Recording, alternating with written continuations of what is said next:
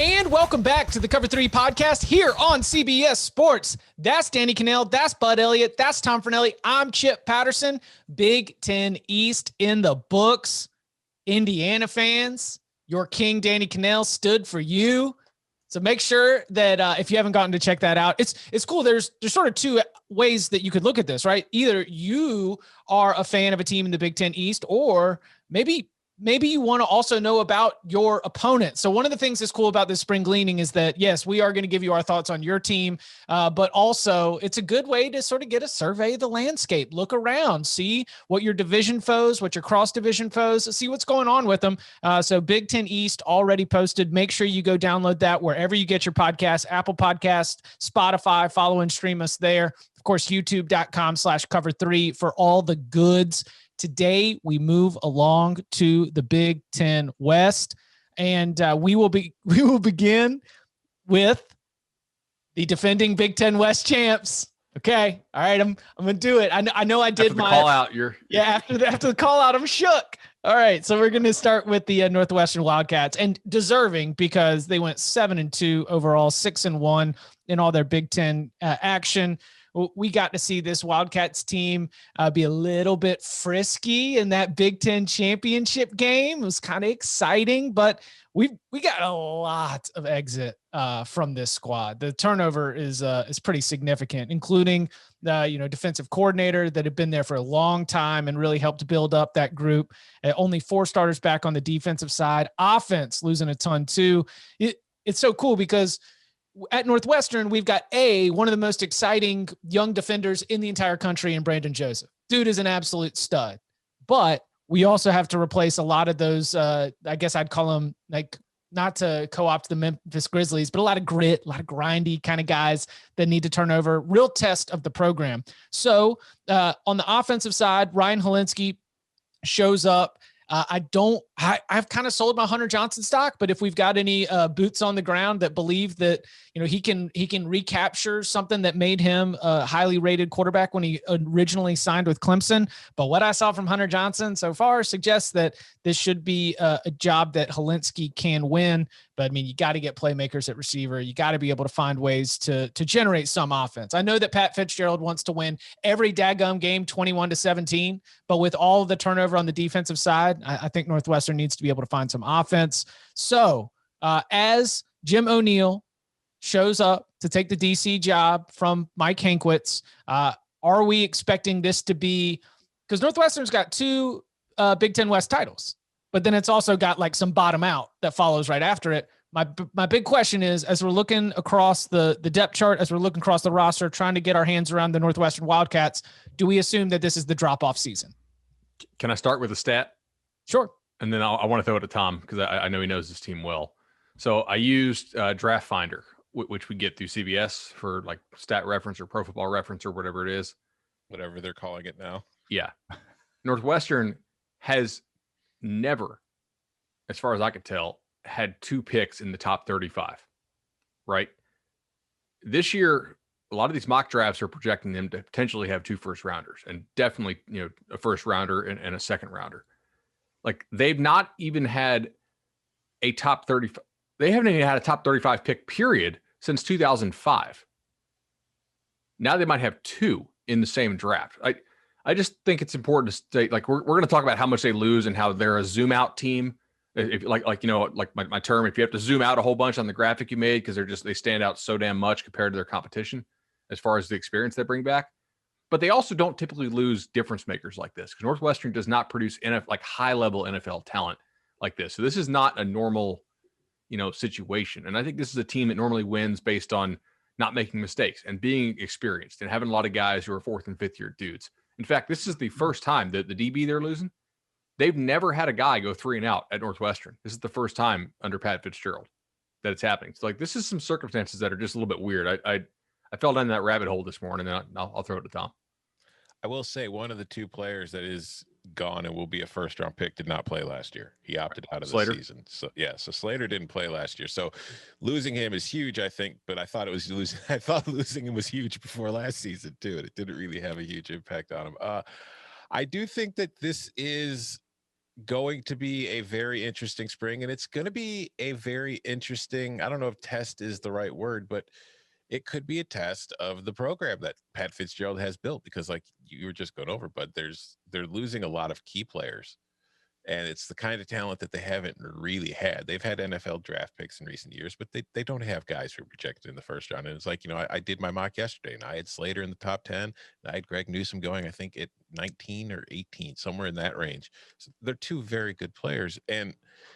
But that's not all they're losing. And then they're losing Mike Hankwitz, who has been the defensive coordinator there, who, and Northwestern has had very strong defenses year after year after year, and he's been there forever. So now in the last couple of years, we've seen Mike Bajakian come in as a new offensive coordinator. This year, O'Brien's coming in as a new defensive coordinator.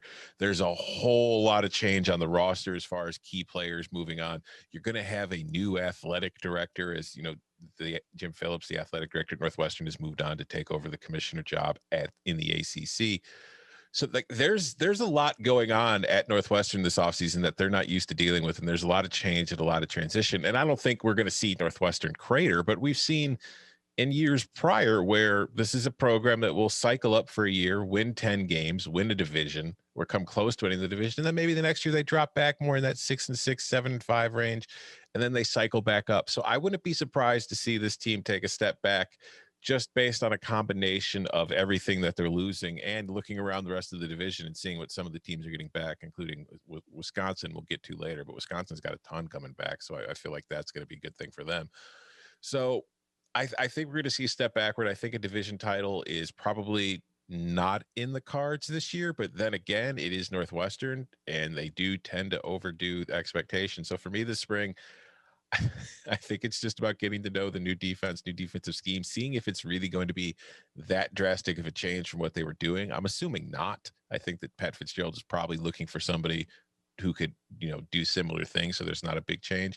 I think Ryan Helinski coming in, Chip, I'm with you on Johnson. I think that if it was there, we'd have seen it by now. I don't think we'd have seen them take Peyton Ramsey as a transfer last year and then Helinski as a transfer this year if they were incredibly confident in Johnson's ability to take that starting job and win that starting job and be able to win with him. So I think that there's definitely a quarterback competition this spring.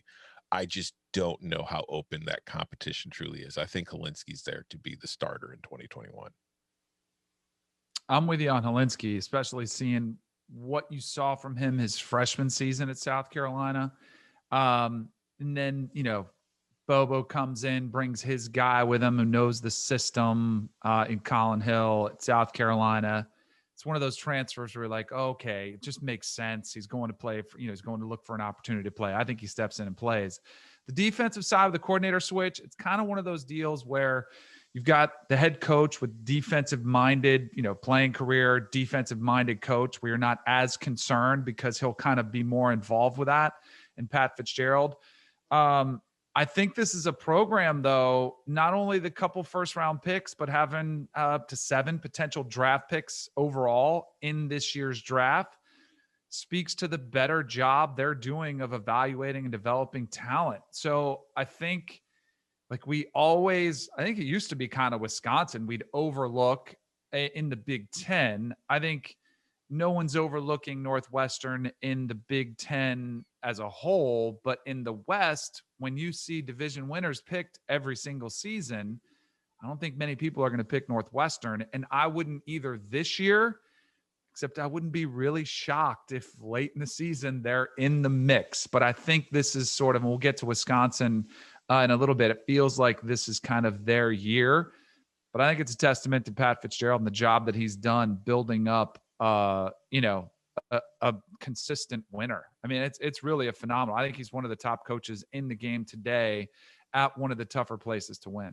Since 2015, this Northwestern program has been to a bowl game 5 times in those 6 seasons. They've won 4 of those 5 bowl games. They've finished in the top 25 4 times. 10-win season in 2015, 10-win season in 2017, 9 wins in 2018, and of course the division titles in 2018 and 2020. I think that 65 to 70%, if not more, of Power 5 schools would trade what they've been getting in terms of results and production for that. Like that is That is without a doubt where you want to be. It was 9. So they went division title, then they just won one Big Ten game, 1-8, then back to the division title. But to actually, look at it from a bigger picture point of view, and obviously since Pat Fitzgerald's been there since 2006, I think you've got to do that. A total cratering, maybe Danny, to your point, Northwestern deserves the respect to not assume that they're just going to be falling off the deep end right here, but should be very, very interesting as we continue to look ahead. And a good little factoid that you dropped there, Chip, for our listeners to keep in mind come bowl season next year, Northwestern is a great bet during bowl season, because there's always the question of teams that are going to show up and don't care and don't want to be there.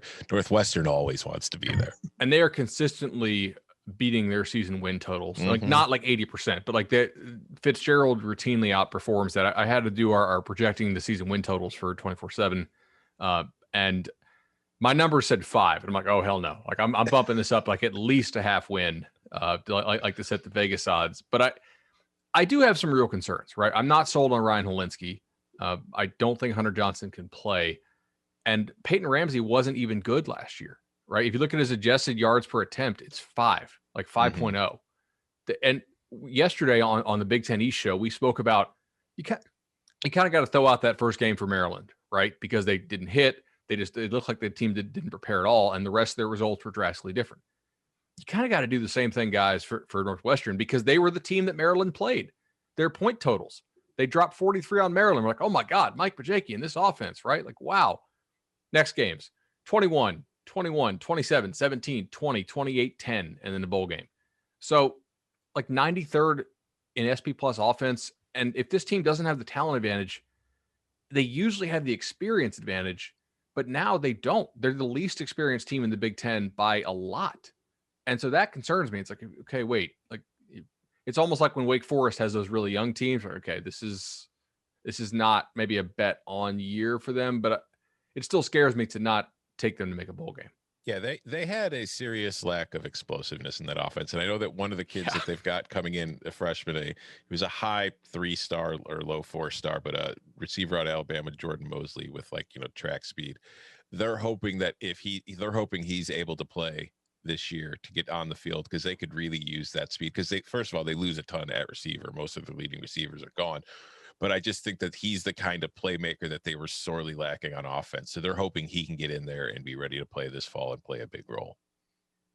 The Iowa Hawkeyes, a fascinating team within the context of the Big Ten. I say that because they won their last 6 games. They start 0-2, but it's a 4-point loss to Purdue and then a 21-20 loss to Northwestern. And that loss to Northwestern ended up being what kept Iowa from being able to play for a Big Ten title. Now, I don't know if Iowa would have made any difference with the Ohio State, and especially the way that Trey Sermon was running the ball behind that offensive line in that Big Ten championship game. But I think the point remains that the Hawkeyes feel good about the way they finished the season. They get the win against Wisconsin. They've got the win against Penn State.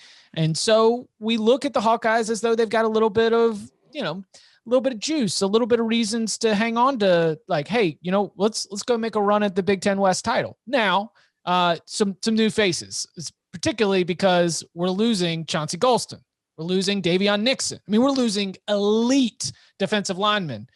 Zach Van Valkenburg is going to be a super senior, so we will have him back. But all of those other positions on the defensive line are up for grabs. I think the competition along the defensive line is so important because that defensive line was so key to a lot of Iowa's success. We always talk about the quarterbacks. Spencer Petras had a good finish to the season, started to come on a little bit late, but I don't know if I've got him marked as I've got him marked as an important player, but I don't know if I've got him marked as a player that I have very high expectations for. And some of that might be just even within the context of the offense, which also is going to be replacing about half of its starters. So defensively, on the back end of the defense, they do have some returning players and key contributors. Up front, a lot of people need to step up to join Van Valkenburg if they're going to continue to be an Iowa defense that gets a lot of sacks, gets a lot of tackles for loss. But it is a year that I think that you look at Iowa and you have to consider them right there in the mix for a Big Ten West title. So is it defensive line? Is it the quarterback position? It's the offense. What's really got y'all's attention when it comes to the Hawkeyes? I think everything you just mentioned is important. I think the defensive line is definitely going to be an area of interest to follow. But at the same time, I do have some confidence there just because we've seen Iowa replace their defensive linemen before and bring in guys that maybe you didn't hear of that weren't highly rated recruits, and they develop them. But of course, they've had some changes to their strength and conditioning program in the last year, which we'll see how that impacts them going forward. But one of the things to me, I think Spencer Petras played well. I think he looked like an Iowa quarterback, but I think when I watched him play, he looked like every other Iowa quarterback I've seen. But I saw flashes of maybe somebody like a little bit more than that, like not just a game manager type. And I wonder if in his first year as the starter, if not having the spring practice and all that kind of no non-conference games, how that really impacted him. But one thing that kind of stood out to me last year when I was watching Iowa, and I'm grading them on a curve because I'm grading them based on previous Iowa teams, is I thought that offensive line last year for an Iowa offensive line was pretty mediocre.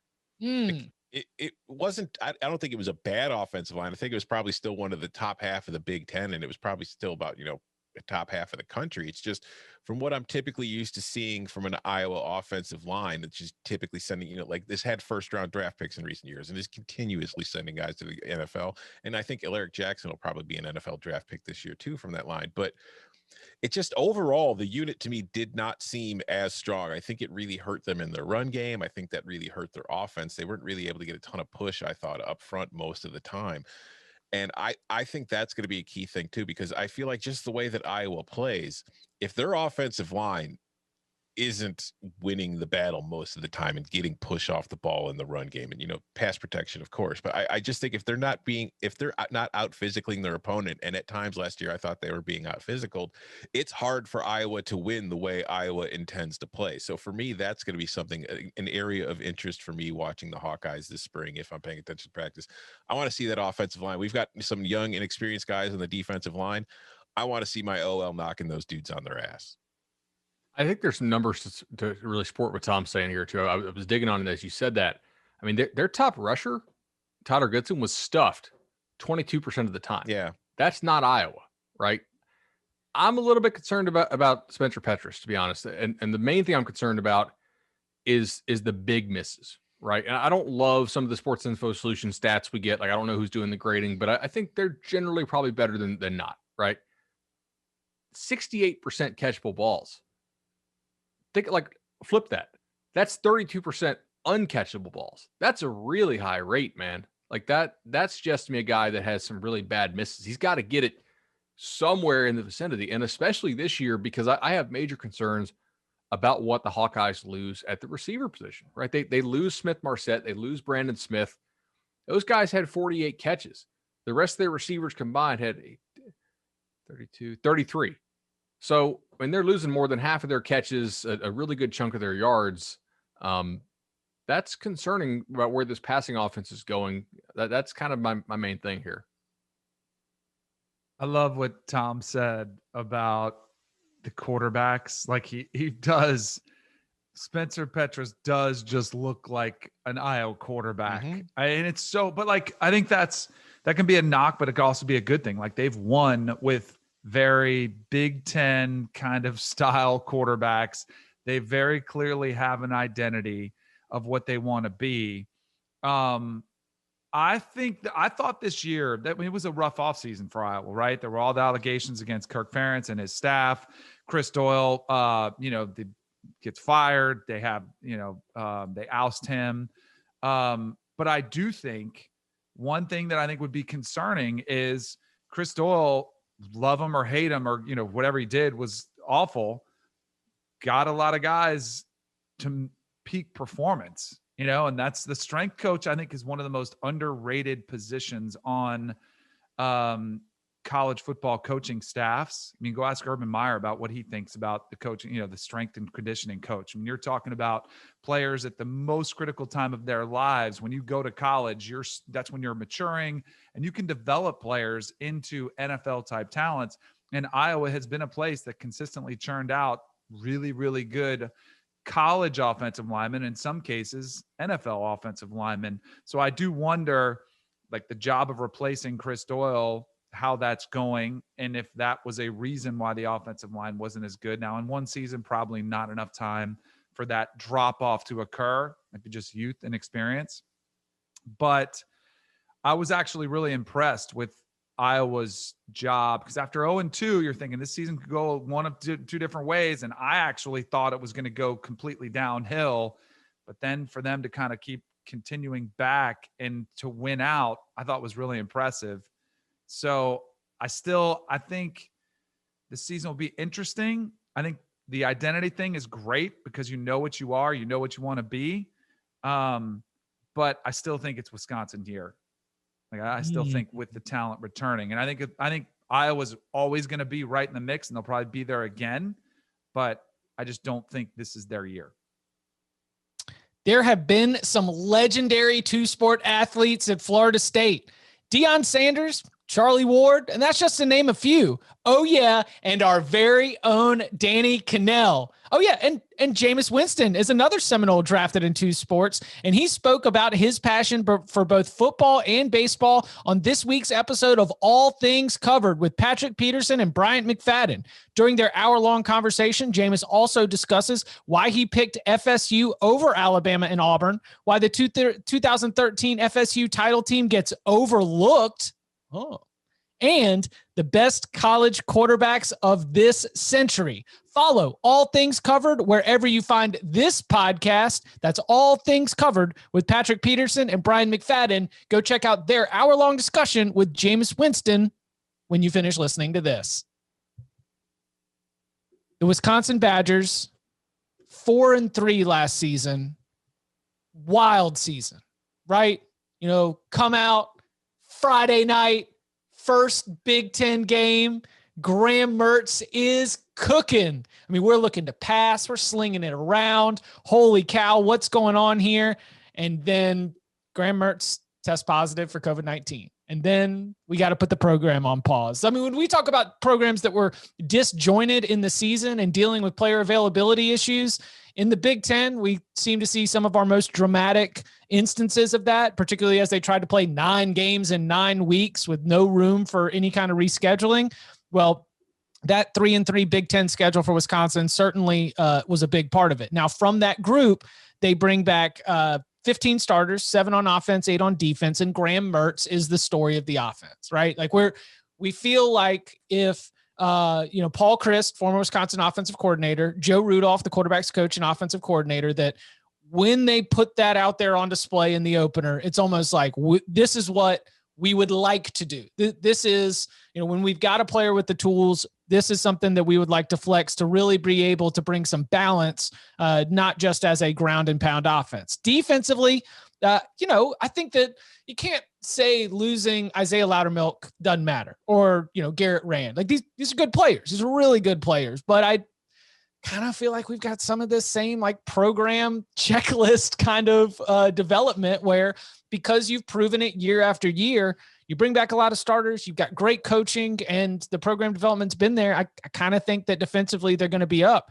Like, Danny, you say it's Wisconsin's year, so I guess let me hear it. What's exciting you? What are the questions that you really want to have answered? I guess I need to offer a question. I'd like to see, I think offensive line, they've got some reworking that they need to do up there, but that's not anything huge. Again, program kind of feels like I'll give them a check mark on that.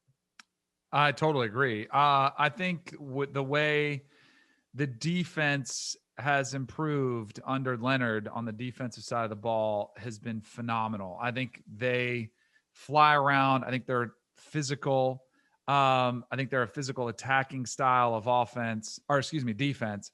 And I think the offense, clearly we got ahead of our skis a little bit with the opening performance this past season between Graham Mertz. And I remember saying on this podcast, that was the most athletic playmaker, difference maker at quarterback we've seen since Russell Wilson was there. And while it was a little bit hot takey, maybe a little bit too early of a knee-jerk reaction, it still does look like, from the glimpses you saw from him, that it could be that still. And he's still young. And the season was a little bit up and down. I was getting a little bit worried about maturity of Graham Mertz. It's a little bit of the Baker Mayfield kind of cockiness come out, which you don't expect out of Wisconsin quarterback either. But that can be a good thing as long as you kind of toe that line just the right spot. I mean, he's from Overland Park, Kansas. He got it from Dennis Dodd, right? I mean, he got it. He got it from the Prince of Overland Park. Do you think he emails like Dennis? Guy, right? They're the off-season workout buddies. Oh, I almost got the spit take out of Tom. Mertz. Mertz. Yes. Sorry, Danny, my bad. No, but I think this is the team to beat from this side. This is a Wisconsin year. I'm going into the spring convinced.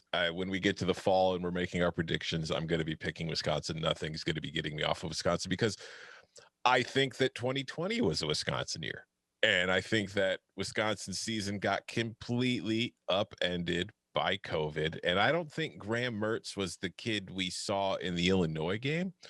But I think he's closer to that than the kid who struggled in other games. I think he's closer to being one of the best quarterbacks in the Big Ten than he is just being your average Wisconsin quarterback. The kid's got a ton of talent. And I think that having a full offseason of spring and all that stuff, getting ready for a season will help there. I do think that my concern with the Wisconsin offense is the receiver position because I just don't know how many truly game changers they have at that spot. I think Jake Ferguson is nice at tight end, and I think he's a matchup problem for a lot of defenses, and I think that's a good thing for them to have up the seams. But I'd like to see a big play receiver emerge from the outside, somebody they could take advantage of with Mertz's arm because he has that kind of arm to be able to do it. Offensively, their offensive line wasn't good last year, not for Wisconsin offensive line. And I don't know if that was just the talent wise or if it was just, again, COVID completely turning things on its head. I'm leaning towards COVID, but even so, like Chip, you mentioned you were concerned about the offensive line, but you're not worried about the development. They don't have to do as much developing these days. I don't know if you've seen Wisconsin's latest recruiting class for the 2020 class. But they're all 6'5", 320. Yeah, but I'm saying they've got Nolan Rucci, a 5-star offensive tackle, the number 15 player in the class. They've got JP Penn Schawel, another 4-star offensive tackle. Riley Mahlman, another 4-star offensive tackle. They've got TJ Bowlers coming in, a 4-star defensive end. Wisconsin has really I think that is the one thing that Paul Chryst has changed since he took over the program and has made it his. And I think obviously Wisconsin's sustained success has played a role in it too. But, during the Alvarez Bielema era, they were getting 4-stars, but then they were still, it was mostly culture, program, develop. Paul Chryst is kind of stepping it up. They're bringing in higher rated guys. Like if you go up and down their roster, I mean, there's not as many 5-stars as you're going to find in an SEC team, but there are some, and that wasn't always the case. But there are a lot more 4-star recruits you're seeing populating their roster than you typically used to seeing from Wisconsin. So the ceiling is improving. And when you look around the West and you look at the way Wisconsin is recruiting compared to the rest of the division, it's not like an Ohio State situation in the East. But I could see a gap kind of starting to form between the Badgers and the rest of the division. And I look at this roster that they have going into 2021, and I look at the talent that they have at the quarterback position. And I think this is going to be a really good Wisconsin team. If they win fewer than 10 games, I'll be shocked. Okay. Wisconsin, this is way early to do this, but let's fill out the bet sheet. Does anybody want to take Wisconsin over the rest of the division? Are they odds on to you guys? Yes. I think it's clear. Don't you think Vegas would have the same too? I'll take the rest of the division. Right. Oh, you're saying the field. I got you. Yeah, I'll take the field over Wisconsin. I think it's a tremendous compliment that we're even considering it. Right? I mean, that's like a level of respect that's given to Ohio State, basically. I mean, that's kind of how, like I said, it's just when you look at the talent gap, because I think the talent gap between them is widening between everybody else in the division. Like Iowa had a good recruiting class. It was a top 25 class in 2021, but Wisconsin's in the top 15. And that's typically where we see Penn State, Michigan, and Ohio State living, not Wisconsin. Wisconsin has tended to always be like the mid-20s, upper 30s kind of national recruiting class. And they've really kind of, I think, taken a step forward in recent years. And I think the rest of the division has kind of taken a slight step backward in some key spots. So like Nebraska is not recruiting like Nebraska typically did, although they're still recruiting pretty well. But I just don't see 2021 being a year like when you can combine that with what we talked about with Northwestern, with everybody that they've lost, and the questions at Iowa. I don't see, like, things could go wrong and they could lose a division. I'm not guaranteeing it, but I will take that. I take the bet, Wisconsin over the field. But I don't see a whole lot of scenarios in which the Badgers screw up enough to not win the division, unless they are just completely beset by injuries or a new strand of COVID that we don't know about yet. It's good. And their best 2 recruiting classes in the program's history are the last 2 years. Mm-hmm. So like to your point, like there's been a noticeable uptick. I don't have a whole lot of questions about this team. I mean, I'll take the field, and I'll take the chaos against Tom. Danny, I assume you want in on that too. Yeah, I'll take that. All right, we'll put that on the sheet. Chip, you in on that? Nah. Okay, not going 3 wide here. I have a little bit of concern about something Tom said, which the playmakers just didn't look special to me, right? And Wisconsin's usually pretty good at spraying guys in space. Last year they weren't quite as good at getting these guys, that open. And when they didn't get them that open, these guys they didn't get you anything extra. There was nothing special about them, right? And usually they have at least one dude who could make somebody miss or make somebody, just make a big play. Last year they really struggled, in that area. Defensively, I really only worry about corner. And Jim Leonard's done such a good job that I feel like they'll be able to replace that. They were number 4 in defensive SP plus last year. They get Sanborn back, who was a major havoc guy. Safety might be a little bit of a concern, but again, I think the back end is schemed very well. They don't give up a whole lot of big plays usually. Last year was a little bit of an anomaly. I'm pretty in on this team, but I'm still going to take the field as of now. Yeah, Jim Leonard does a really good job of mixing things up, confusing quarterbacks, creating chaos with his front 7. And it takes a lot of the weight off of that secondary because they tend to not have to cover very long because most quarterbacks are getting the ball out of there as quick as possible before some rush end comes and crushes them. If you follow like Scheme Nerd Twitter, they're all over Jim Leonard, like always. Like, oh, look at this new thing he's doing. Like, look how he tricked this, this college QB into misreading the RPO here. It's pretty neat. It's why he was very much on my list of Illinois coaching candidates when the job was open. Speaking of, coming up on the other side, we're rowing the boat with PJ Fleck. We got year 4 with Scott Frost and not a single winning season. And Bert's back in the big. Plus, Purdue, boiler up next. The madness is in full swing, and the Eye on College Basketball podcast is your audio guide for the entire NCAA tournament.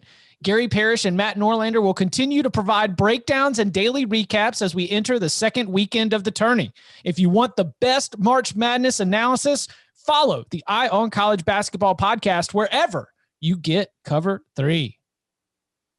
So continuing with our orderly process, as I was once again shamed in the Big Ten East. Minnesota went 3-4 last season. Now, as we look ahead to spring and as we try to think about what's going to happen in 21, like they're sitting here with a group that, again, like we talked about Kirk Shiraka, who, by the way, just showed up as an analyst, right? Mm-hmm. At West Virginia. At West Virginia. 2019, cooking. Absolutely cooking. Rashad Bateman, Tyler Johnson, Tanner Morgan, Muhammad Ibrahim. Then last year, offense kind of struggled a little bit. Now, Tanner Morgan is back. Muhammad Ibrahim is back. The offensive line from last season, mostly like back together. Now you lose Rashad Bateman. And so being able to get some playmakers to step up on the outside, it's going to be difficult. You're not going to be able to replace somebody of that skill level so easily. But when you look at sort of from the inside out, quarterback, offensive line and such, like, man, this should be an offense that is able to regain some of its form. Now on the defensive side of the ball for Minnesota, because we spent all of our win totals time being like, all right, here's the deal. Minnesota's defense was bad in 2019, but they're all back. And the coaches are telling the reporters that they like the development and they like the steps they're taking. Well, here's the deal. Minnesota went from giving up 5.1 yards per play with that young defense. Then after all that development and the coaches telling the reporters they were excited about the future, those very same players gave up 6.9. So nearly 2 yards per play more given up by the Golden Gophers defense. And good news, Minnesota fans, those same human beings, many of them are also back for the upcoming season. So, yeah, all of my questions and concerns are on whether or not we can believe the Minnesota coaches when they're talking about the positivity and the development that they've got on the defensive side of the ball. I think they should be able to score at a better clip than they did last year. And defensively, they got to get better if they want to be able to escape. What I think is, what I think is like a general high floor proposition. You know, we're going to spend a lot of time this offseason talking about specific predictions, but I like where Minnesota's at. I also think it's got a low ceiling right now, as long as they are that vulnerable on the defensive side of the ball. Yeah, it's hard to win when you can't get off of the football field. I mean, this is another situation that's similar to Wisconsin to me. Minnesota dealt with so much like players missing for COVID. They lost a lot of guys. Like, I can't remember what it was, the exact numbers, but I remember when they opened the season against Michigan, I know they were missing like 3 offensive line starters. They were missing a bunch of key players from their front 7. We didn't even know it till kickoff. Yeah, they were without a lot of live betting.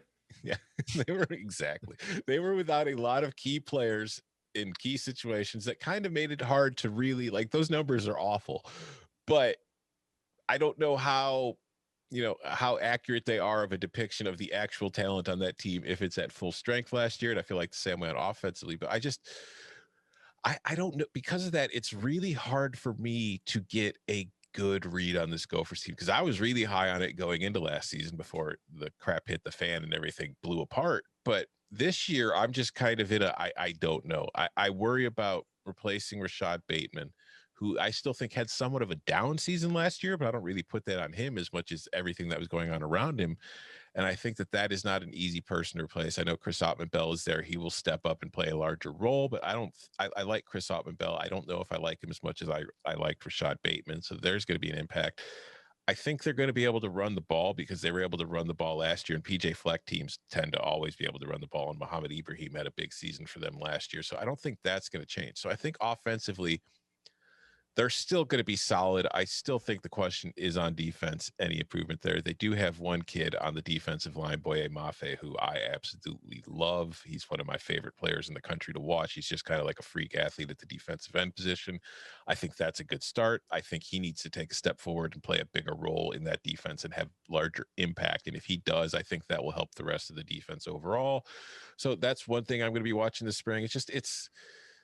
I think offensive line wise, they've got some dudes. I think PJ's recruited well on the offensive line, and I think they've done some developing. It's just a lot of it was with COVID last year, losing a lot of those guys. I think a full season together, if they could stay healthy, that will improve things. So there's just a lot of questions about this team. And it's one of those situations where it's hard to know what's going to happen, because it's like a situation where if everything goes right, this might not be a Minnesota team that's all that different from what we saw in 2019. But if everything goes wrong, this is a team that could win 3 or 4 games, or if everything falls somewhere in the middle, probably 7-8 win team. I think it's important to remember what Tom said there about like the context of when some of these points and yards were given up, right? They were missing those guys primarily for the first 2 games of the year, right? And so against Michigan, they gave up 8.6 yards of play, and that Michigan offense was not any good. So I think it's fair to assume that a decent bit of that was related to Minnesota's COVID struggles, and injury struggles as well. Then Maryland, they had most of those guys out still, I believe, right? And they gave up 675 yards to Maryland, which we were like, wait a second. That was the most confusing result of the year, because Maryland had just looked like trash the week before against Northwestern. Right. After that, they were merely, I would say, like below average. You know, Rondale Moore and those guys tore them up a little bit, but like they were mostly fine against like Illinois, Iowa-ish, Nebraska, Wisconsin. Like they were okay. I'm a little bit higher on this defense, I think, than some of the projection metrics are. I like some of their talent. Tom mentioned Boye. There's a line. I think their linebacker play is going to be very improved, because I know that James Gordon from Florida is a real talent if he can learn the defense a little better. But if he can't even get on the field, that says something to me about the guys who are on the field, you know, taking steps. I generally am pretty confident in PJ Fleck teams developing receivers. It seems like everywhere he's gone, he's done a good job with having receivers emerge. Ibrahim's back. Morgan's fine. I don't think he's like this no doubt NFL stud type that people were kind of hyping to be last year. My concern is, you were? Yeah, you loved him that much? In my early mock last spring, I had Morgan as like the last pick of the first round kind of QB. Right. And then I got dragged all fall because of the way he was playing. And he did play like crap. I still think there's some of that there. I think his accuracy was just completely gone. And that was the one reason why I had him pegged as a possible NFL QB, was because in 2019, he was very accurate. He was very good with the ball, putting it in all the right spots. And that just was not there last year. Tools wise, I don't know, just see him as a recruit. I don't know. He didn't pop for me like that, but guys do grow and obviously get better in college.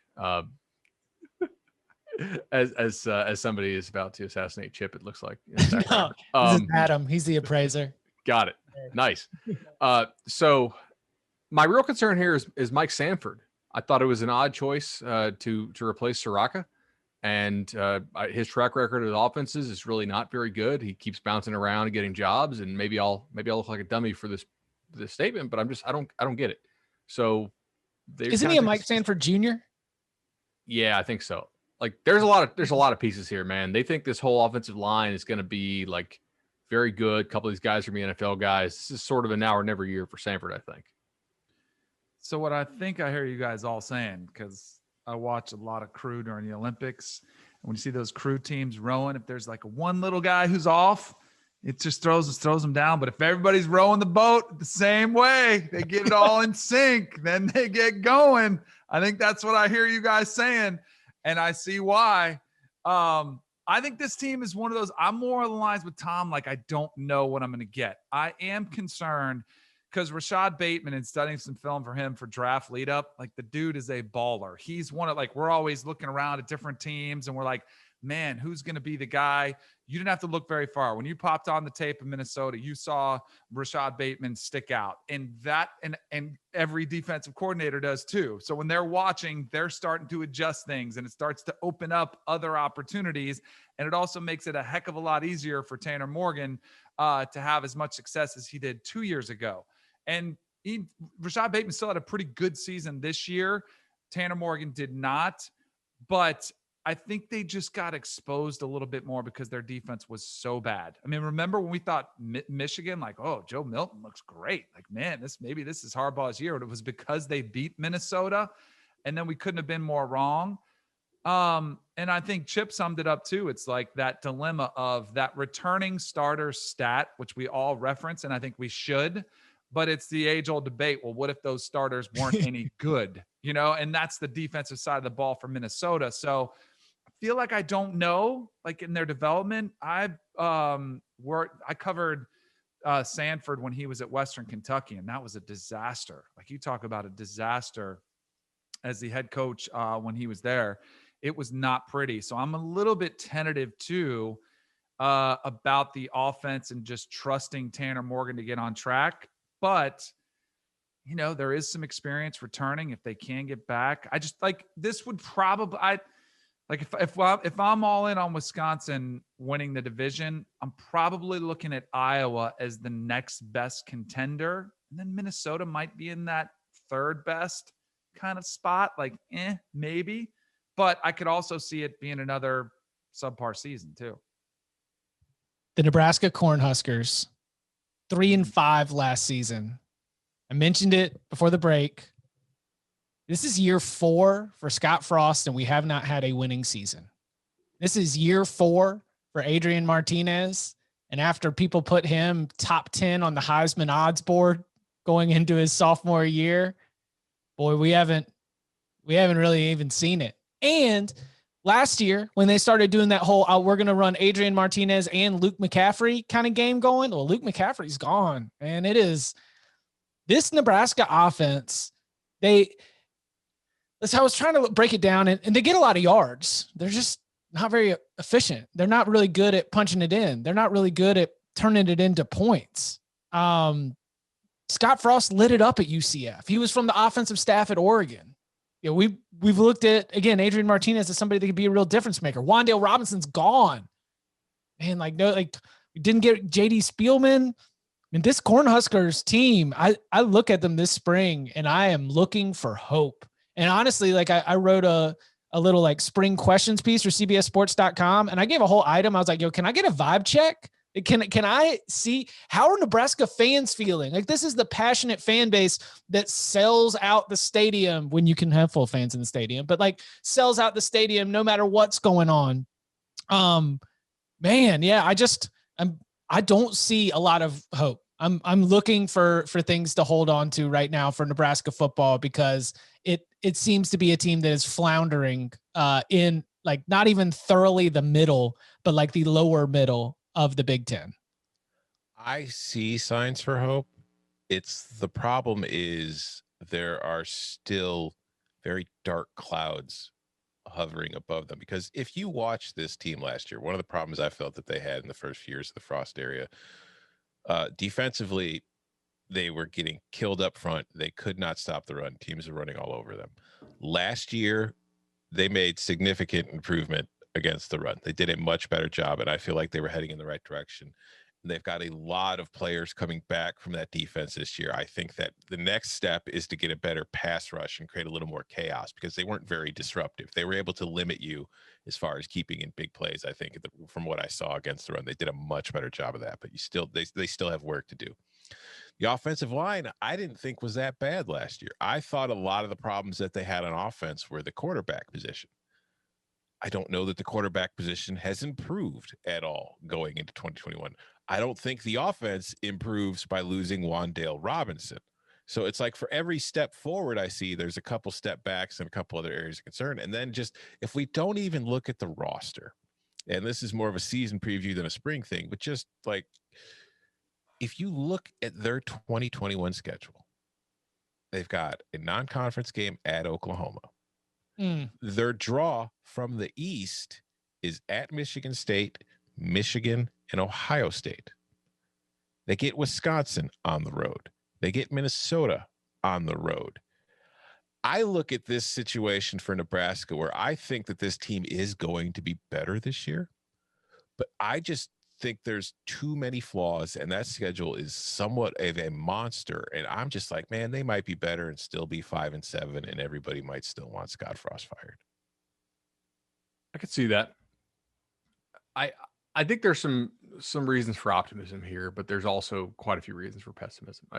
It's important that we exercise patience with coaches hired in the early signing period era, because we are seeing continuously here that the vast majority of these recruiting classes, whether it's Dan Mullins, who's doing a really good job at Florida, or Willie Taggart, who's already fired at Florida State, these first recruiting classes they signed suck. Their attrition rates are over 50% almost across the board. A lot of these guys are no longer there. So, that class of 2018 that they signed, that you'd expect to be your seniors. And really because of how the early signing period worked out, it really affected the 2019 class as well, because so many teams were working ahead. And these new staffs in the early period were behind the 8 ball. Their 2019 classes aren't really turning out to be much.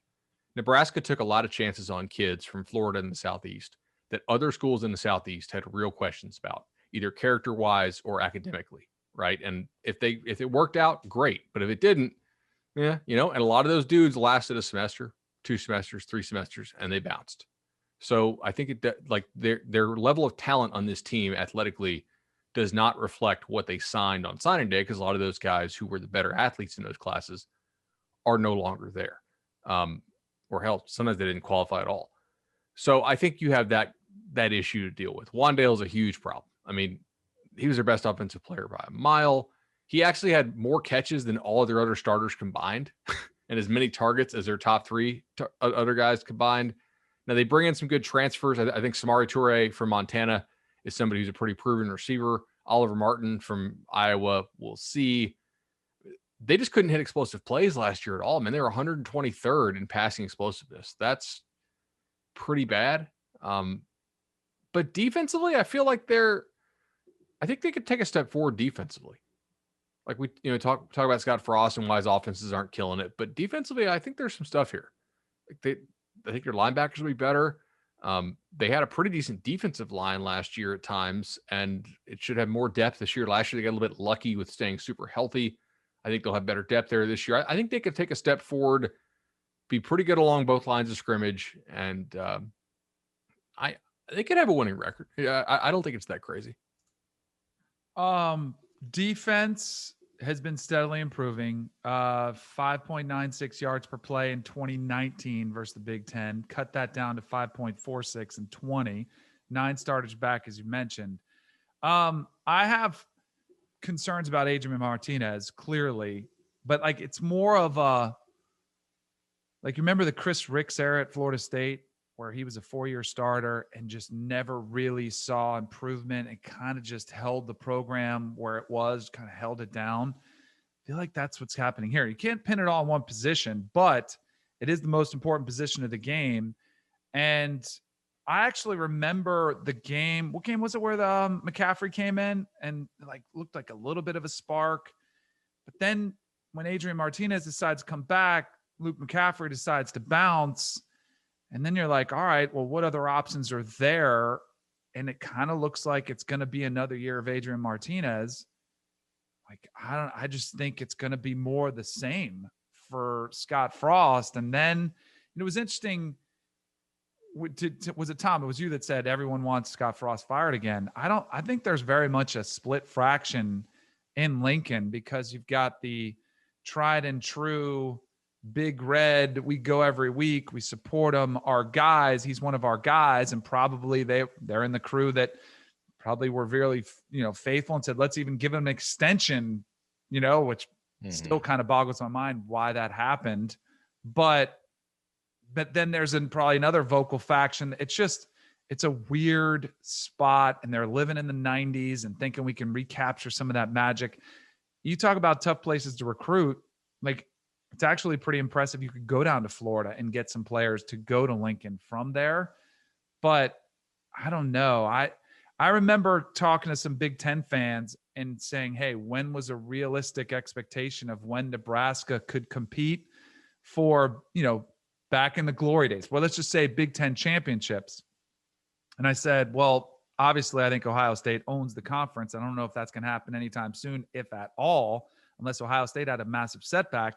But the good news is that the Big Ten West, we've seen other teams cycle through. We've seen Minnesota get close. We've seen Northwestern, win it a couple times. We've seen Iowa win it. Like, it's kind of wide open in the West. So you guys, within 3 years, I think you should be getting closer. Well, the time has come, and we haven't even seen them scratch, get anywhere near close enough. So I'm starting to get a little bit more worried about Scott Frost and Nebraska and what direction they go. Like, they have to see improvement. They have to. And is firing Scott Frost an admission of programs like reset limitations and expectations? Like, if Scott Frost doesn't work out there, is it Nebraska making an admission about what they can be? Maybe. I mean, I think that you'd have to look at it. I think it's definitely one of those look in the mirror moments, if that's what it comes to. But like you mentioned, Danny, like the fan base, and it's weird. This is anecdotal because I got a notification today that today was like my 12th year anniversary on Twitter, which is terrifying to think of. But I just think of when Nebraska first joined the Big Ten and like interacting with the Nebraska fans over the years. I've been on Twitter and on social media, and the complete sea change in their attitudes then to where they are now. Like, it is just like gradually, like, when you're in a hospital room and there's like a chart that says, your level of pain 1 to 10, and it's got like the smiley face for 0, and it gradually gets worse as you get closer to 10. That has been my interactions with Nebraska fans on social media over the last 10 years. It's just every single year, it's gradually getting worse and worse and worse. And they're approaching like that 10. Like, they used to be some of the happiest, like most optimistic fans I'd ever dealt with. And now they're just kind of like jaded beyond belief.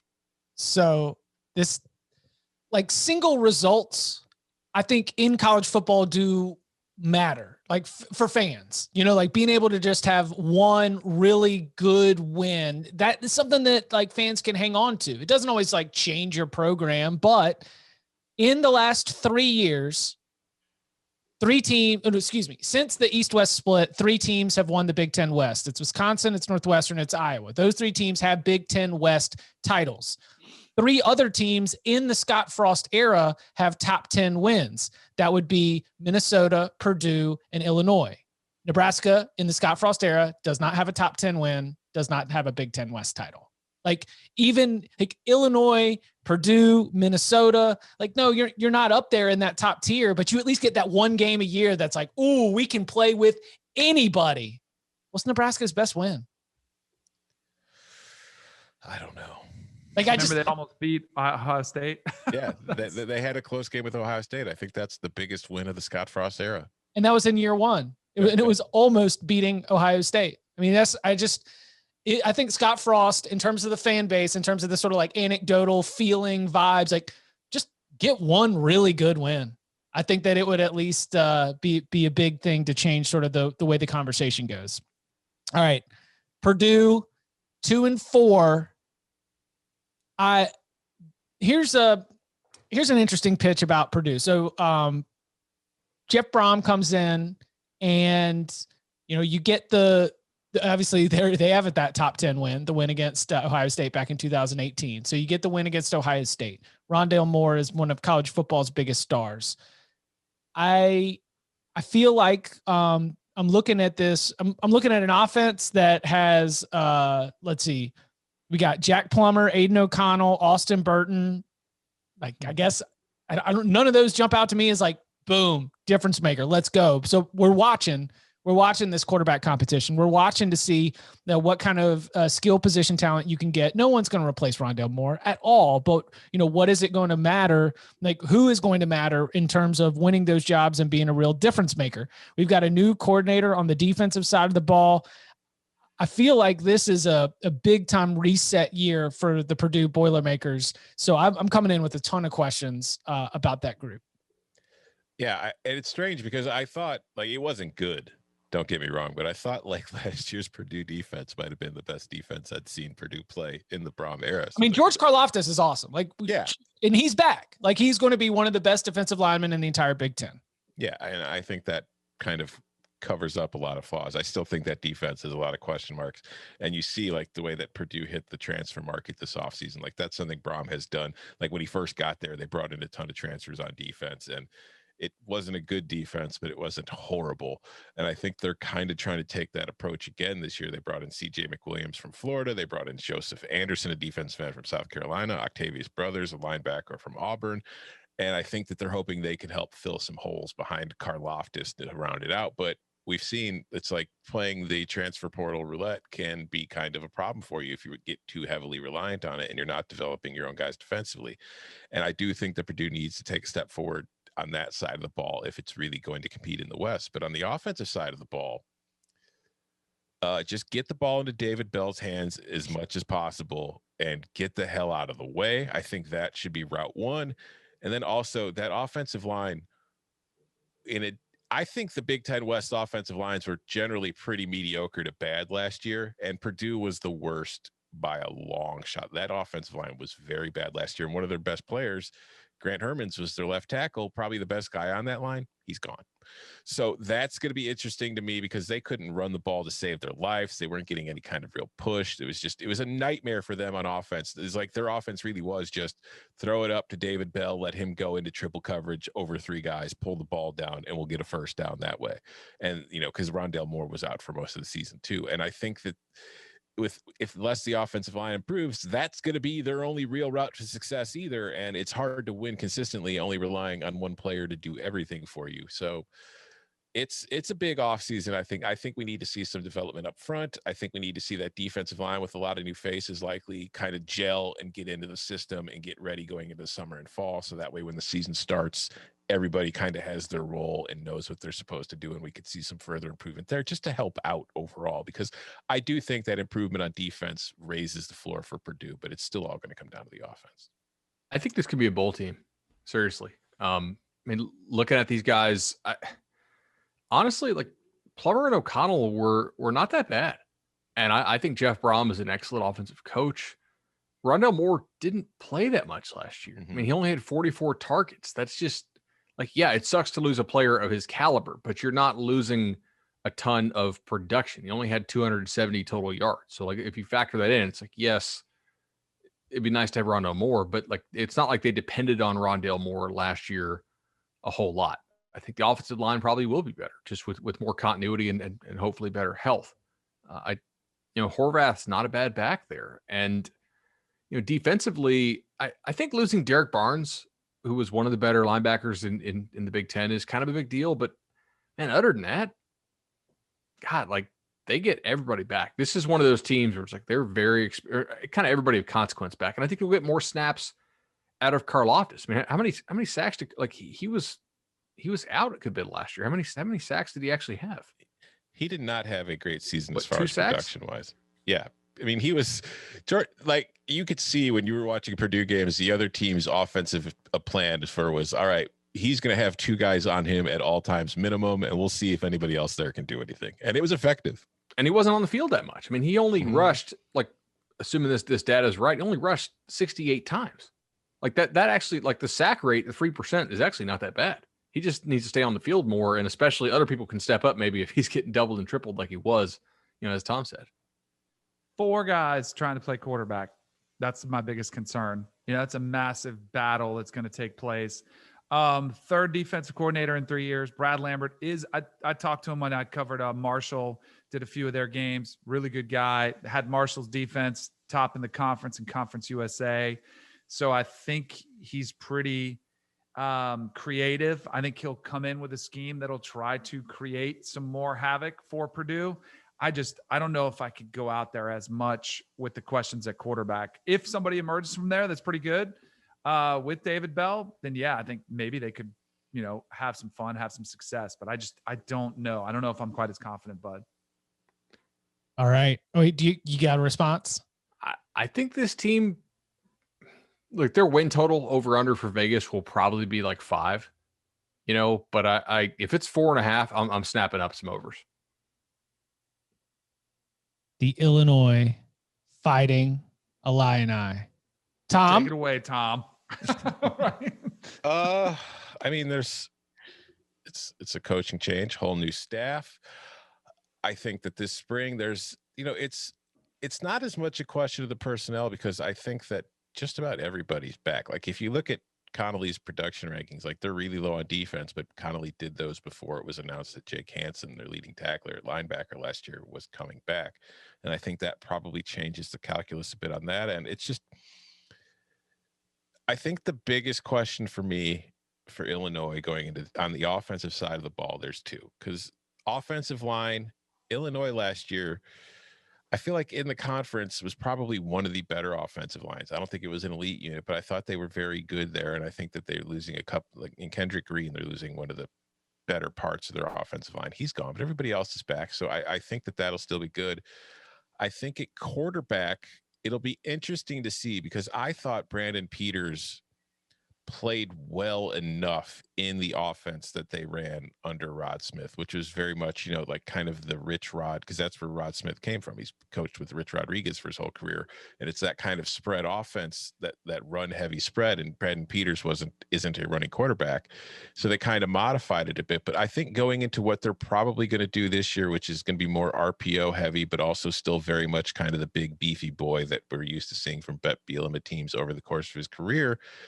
I think Brandon Peters is probably a better fit for that. And I think that he's likely to be the starter, though the coaches are pitching it that it is Brandon Peters and Isaiah Williams, who is a former 5-star recruit that showed up in Illinois. As one of the big wins recruiting-wise for them in the Lovie Smith era.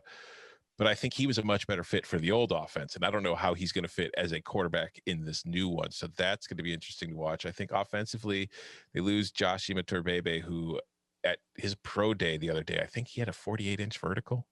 And he was a huge part of the offense of just chuck the ball up, let him go get it. So he's going to be difficult to replace. And I worry about Illinois at the receiver spot because I don't know that there's a truly proven playmaker there ready for them to take over and help that offense. And on the defensive side of the ball, they lose a couple guys in the secondary I think are important. Nate Hobbs, I think, has an NFL draft potential. He's gone.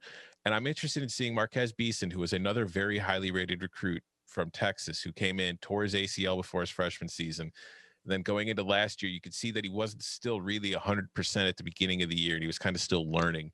I'd like to see him, if he's at 100%, what kind of impact he could have on that defense. Because I think that most, like Barton would talk about him too, that he's a good talent. He's a very talented kid who could have a major impact and could have an NFL future. So I think if he's capable of playing, that helps the Illini in the secondary. I think up front, the defensive line has a lot of inexperience, but potential. I think linebacker, they're fine. So I think this is a team where it's mostly going to be adjusting to new schemes, adjusting to a new coaching staff, and just kind of figuring out what you have. But it's also a veteran team with a lot of super seniors. I think they've got more super seniors than any other team in the country. So I don't have super high expectations for them. I think there's a coaching improvement from the last staff as far as game day coaching. I think we're going to see an improvement there, which I think raises the floor a little bit. It's just, I don't think it raises the floor to this is suddenly going to be a 6-6, 7-5 team. I think that's within the range of possibilities, and if everything goes well. But I still think this is going to be kind of like a year one situation for a coaching staff where they're just going to be trying to put the foundation down for what they want to do going forward. I'll take under 5.5 if you want over 5.5. No, I don't. Their total is probably going to be set at 3.5, don't you think? No, I think it'll be higher than that. Yeah, they got some wins in the non-conference. And they also get Rutgers out of the East. That's the matchup of the year right there. That's key. I mean, that's I think Rutgers accounted for about 25% of Lovie Smith's Big Ten wins. That top 10 win. Right. And listening to the Illinois Inquirer podcast, shout out Jeremy, they totally echo Tom's concerns about the receiver position. They think that is really tough. Yeah. And then they also have some pretty big concerns about the offensive line. Not quite as big, but I see this team as a team that is probably really going to struggle to score points. And I'm pretty sure everybody else in the West this year will be a lot better offensively than them. So I could see this team, being kind of salty defensively, but losing a lot of games, like, 34-20, just teams pulling away, them being unable to keep, not like giving up 50, but, just losing a couple games by, 2 scores like that. I don't know. I'm interested to see what they do. I like the defensive coordinator hire of Ryan Walters. I think they'll recruit better. I'm willing to believe that Bielema has changed some, with his time under Belichick, but personnel wise, I think they're really going to struggle to score. It's a fun contrast because we talked on the Big Ten East show about how Michigan's new defensive coaching staff is very young and it doesn't have anybody with previous coordinator experience. Meanwhile, Bielema's brought in a defensive coaching staff where I think there are 4 guys who have been defensive coordinators before. Do you feel good about their corners, Tom? If Beeson can live up to his recruiting potential, I think that's huge. I think losing Hobbs is big because, I think he was a very talented player who was put in a lot of tough spots based on the scheme that he was being put in. And I don't think it really was a great fit for him. But I do think he's a talented player. I do have concerns at corner, yes. One of the criticisms of Walters, and I think he's a hell of a recruiter, I think he's a pretty good coach, was that at Missouri, he put a lot on Missouri's corners. And, if Illinois didn't have the guys to do that, I'm interested to see how he adjusts. He is Bud Elliott. You can follow him on Twitter at BudElliott3. You can follow him at Tom Fornelli. You can follow him at Danny Cannell. You can follow me at Chip_Patterson. Coming up, we've got mailbag. So make sure that you go on, leave that 5-star review, include your question. It'll get added to the big old bag of mail and tackled in a future mailbag episode. Gentlemen, thank you very much. Thank you.